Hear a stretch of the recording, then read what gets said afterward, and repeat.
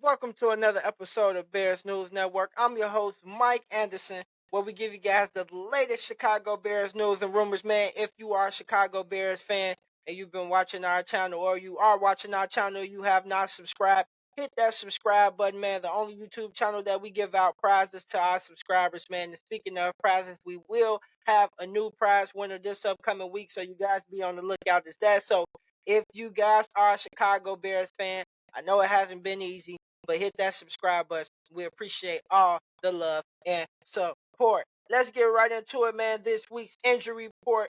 Braxton Jones did return off for IR since injuring himself in week 2. He is back. Also, Michael Baskerville was activated to the roster, and we waived Doug Kramer, the center.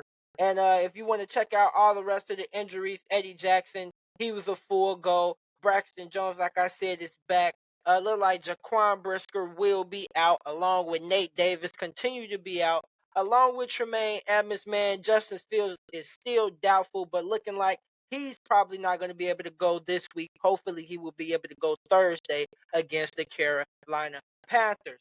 Man, let's get right into this news. Montez Sweat, my boy, got his money. Yes, he did. Montez Sweat signed a 4-year, $98 million contract with the Chicago Bears, $72.9 million guaranteed, man. It's averaged about $24.5 million a year. Man, the total deal is worth about $105 million. This makes Montez Sweat the fifth highest paid among defensive ends in the league, man. What you guys think about this signing? I feel like it needed to happen. This needed to get done. We needed to sign Montez Sweat. Ryan Poles, he doesn't make that move without signing that kind of player to a long-term deal. This is not like the Chase Claypool situation where we was going out and taking the limb on a player to possibly get back to his old form. We have Montez Sweat right now in his prime, and we have him for the next 4 years. So this is probably be his biggest payday of his career, and we have him in his prime. So it's a good lockup by Ryan Post, man. I want to know, not, I just want to know.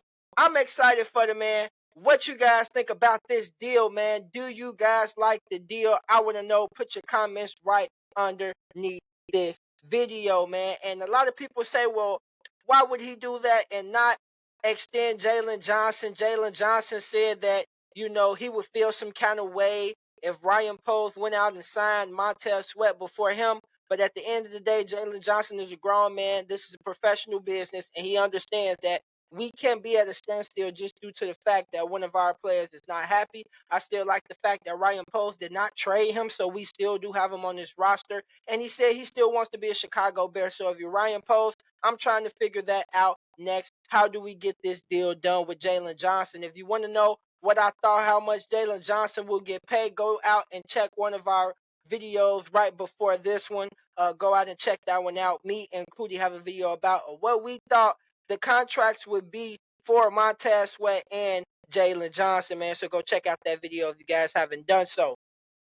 Also, what does Montez Sweat brings to this defense? Well, right now this Bears defense only has 10 sacks on the year. That's 8 games played and 8 fewer sacks than any other team in the NFL. So Montez Sweat, he's going to bring the pressure. At long, he has 6.5 sacks, along with a lot of tackles and tackles for loss. He's a great run stopper, man. And um, when our 2 leading sacks, one is a linebacker and T.J. Edwards, he has 2 sacks, and the other one is Yannick Ngakwe. He has 2 sacks. That's a problem. So it feels a position of need that needed to be filled, and I'm happy with it. And also, what does this do? Also, he is on pace. Montez Sweat is on pace to break his career high, which is 9 sacks. He's already 6.5. And I'm expecting him to make a big impact tomorrow in the game, at least to get a sack, man. So how important was it to get that deal done? It was really important because right now he's in the prime tail of his career. He's getting better every year, and it's good to lock that kind of player up when you gave up that kind of draft capital to get him. Also, like I said, he can help with the pass rush now. Now we probably still need another true pass rusher on that other side, and maybe even a real three tech, true three tech. But for right now, you can't tell me that this defensive line just got better with the addition of Montez Sweat. Hopefully, this can open up things for Unique Ngakwe and get him going and get him a little bit more sacks as well. He's a good run defender. Like I said, Montez Sweat is elite at run defending, and that's one thing that the Chicago Bears is good in this year, ranked in the top 5 in the league as far as stopping the run on defense. So that's a good thing. That's one thing that he has to his arsenal. He's just not a pass rusher. He's a true elite run stopper who has pass rushing ability at the defensive end spot. And what does that do? That makes your linebackers good, that makes your safeties good, and that makes your corners good. So if I'm Jalen Johnson, I'm looking at this as a good thing.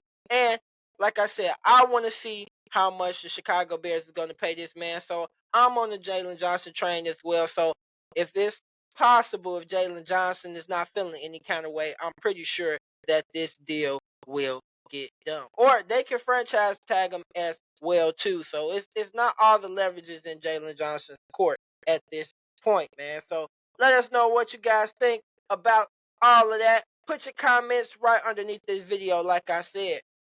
Let us know how you guys feel.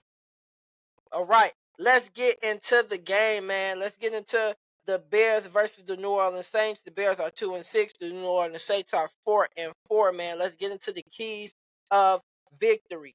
First of all, I want to say to the Chicago Bears against this New Orleans defense, run the football. Jonathan Taylor had 95 yards off of 12 attempts against them at 7.9 average yards per carry. So that's one thing the Chicago Bears is good at running the ball. So run the ball, Luke Getsy and Matt Eberflus. Run the ball. Also, take chances down the field. When they give you guys opportunity, don't be hesitant. Take the chances down the field. Gardner Minshew last week was able to take some chances down the field against that defense. So don't hesitate to take chances down the field and get the ball out quick. We don't want him back there sitting, patting the ball. He's not dynamic. Tyson Bagent is not dynamic as getting out of the pocket and moving on his feet as much as Justin is. Justin is very elite in that area. So with that being said, a little bit of like we seen against the Raiders, get the ball out quick. Not too much, but when you have those deep shots, take them.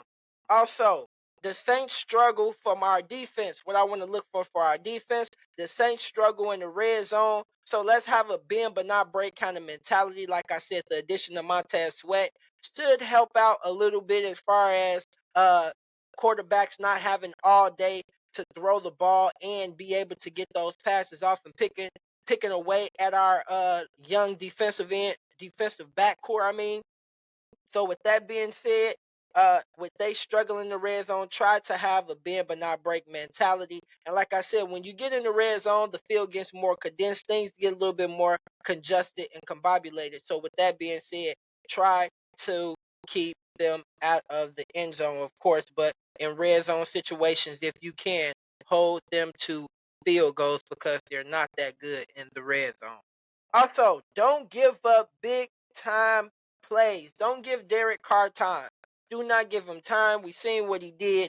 He carved the Colts with a lot of big time throws down the field, and that's one thing we do not want to do. We do not want to give up the big plays, and that goes of getting pressure on Derek Carr. When he's under pressure, he's not his best. He tends to do crazy things. So let's try to, if I'm at Eberflus, I want to dial up along with the addition of Montez Sweat now on that defensive line. I want to dial up some more blitz packages and get an extra linebacker or a safety coming down as well, along with the regular four-man pressure that you want to create. So with those things, man, I feel like those things will help us to stay in the game. Do I got us winning the game? Unfortunately, no, I do not. I do not have us winning the game, man. I got us losing 20-17, but I got us losing by 3 points, man. But I want to know your score predictions. Let me know your score predictions. Put them down right underneath this video, man. Predict the score for us. We want to hear from you guys. Like I said, if you are a Chicago Bears fan, hit that subscribe button. We appreciate all the love and support. And like I said, on the next episode, we will have a new prize winner. So be on the lookout for the new prize winners. Like me and Cootie always say, be safe, Bear fans, and bear down, Chicago.